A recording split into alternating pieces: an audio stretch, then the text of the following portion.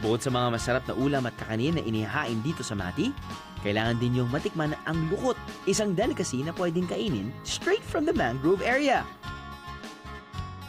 Okay, good morning mga biyahero. Makakasama po natin ngayon si Miss Lea Jimenez. Siya po yung namamahala sa, I guess, conservation ng marine life dito sa area na to. Ito ay ang Pohana Bay. Pohada Bay. Pohada Bay. At ano po yung hinahanap natin ngayon? Ang hinahanap natin ngayon is Dunsol and Dalukot. Dunsol at Lukot. Ano po yung mga to? Yung Dunsol is the mother or yung siya ang nagbibigay o ng egg string, of course, which is the Lukot. Lukot. So Dunsol is a gastropod, Okay. sa mollusk. Tapos siya yung daily livelihood ng mga fisher folk. Now, kapag nahanap po natin ang Dunsol, Dunsol, pati Lukot, Lukot. ito po ay kinakain ng tao. Opo, only the Lukot. Only the Lukot. Kasi pinagbabawal dito yung pagkain ng Dunsol, Dunsol. yung mama, yung mother sea hen. Dahil gusto nyong dumami pa ang Lukot. Yes. Okay, okay. Sige po. Saan po natin sila makikita? Actually, Tatawag. Hello! dito yung area niya. Hanggang doon. And then usually, katabi ng mangrove po ba? Yes. Bakit po?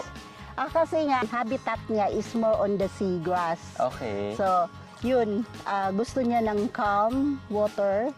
So, usually they're found naka-cove. Kasi yung hindi sila masyado ng wavy. Okay, understand. So, kasi slow-moving sila din. Sige ma'am, ano bang Sige. mga itsura nila? Yung texture niya is more of yung sa sea cucumber. Sea cucumber, yun. Pero yung shape niya hindi elongated. It's a sort of spherical, parang ganito. Pag ganyan? O, pag ganito.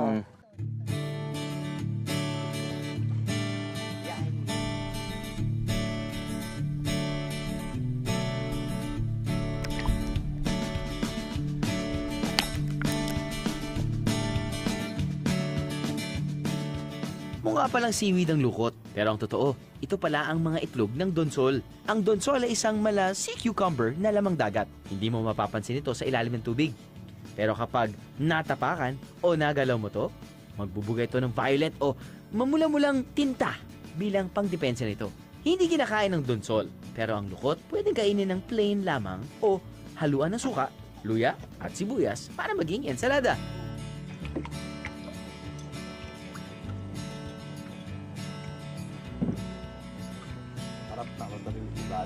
Alat?